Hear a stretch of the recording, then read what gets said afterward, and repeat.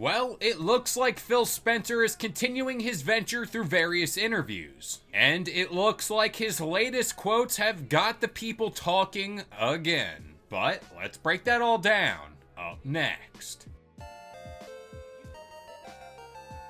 What's going on, guys? It's Kalo, and I'm here to give you the lowdown on all things gaming. And if you're new here, feel free to subscribe to this channel, drop a like on the video, and welcome to the Level Up. So, over recent weeks, Xbox fans have been generating a lot of buzz, which happens to be centered around the future plans for hardware and even software. The bigger story of the two is obviously the software stuff, mainly because people are trying to really sort out what this whole multi-platform strategy really is, and how we should expect Xbox to roll out games moving forward. Now, I accredit a lot of this general confusion within the space to this idea we haven't really seen something like this from a gaming company, or should I say, a pretty sizable one like Xbox. Now, circling back to Xbox's latest developer direct, they really weren't too shy in revealing a majority of those titles will launch day and date on the PlayStation. And when we look at what most console makers tend to do during times like this, they tend to sweep this little known fact under the rug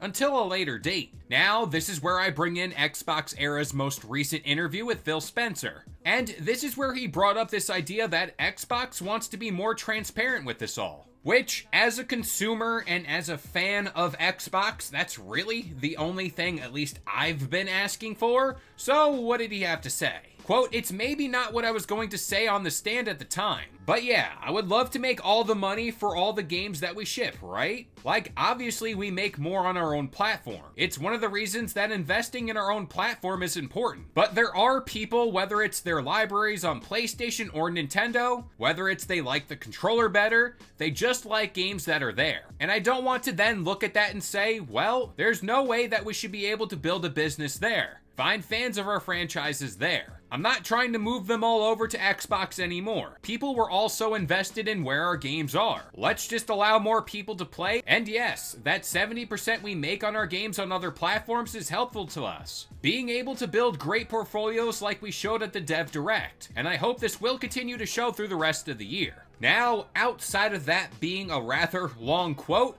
that last bit is what everyone's focused in on. Xbox is not focused on ripping Nintendo nor PlayStation gamers over to their platform. They've given up in that space and they washed their hands. And to be fair, this is kind of like a yeah, no duh kind of moment for Xbox, seeing how most people who are invested in the news side of things have been connecting the dots lately, so I guess that's not new news. But it's just so weird to kind of hear it in such direct fashion, especially when talking about Xbox, because whenever Xbox has been talking about this exact subject, they've been very coy in the way they kind of teased this strategy right along. But oddly enough, this leaves us with even more questions. Most of them include exclusivity, and that's exactly why conversations like this always tend to draw heat online. Xbox again is still committed to making new consoles, which we talked about that the other day. But now we are sitting here without any kind of confirmation that I think is most important to consumers, and that's the exclusivity of their games. And that's all to get them invested in said new console. This is where Xbox now needs to really hammer the point home as for what the driving force will be. And if I was a betting man, I'd say that's most likely based around what the new console could do. And again, that's exactly what Phil Spencer said in other interviews. But for the time being, right up until that new Xbox console is revealed,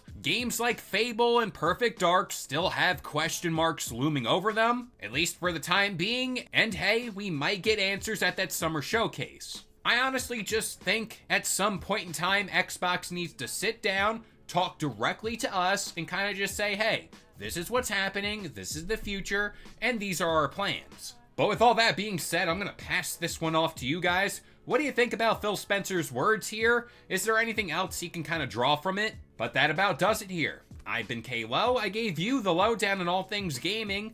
And if you're new here, feel free to subscribe to this channel for weekly video game news content. Drop a like on the video. And this has been the Level Up.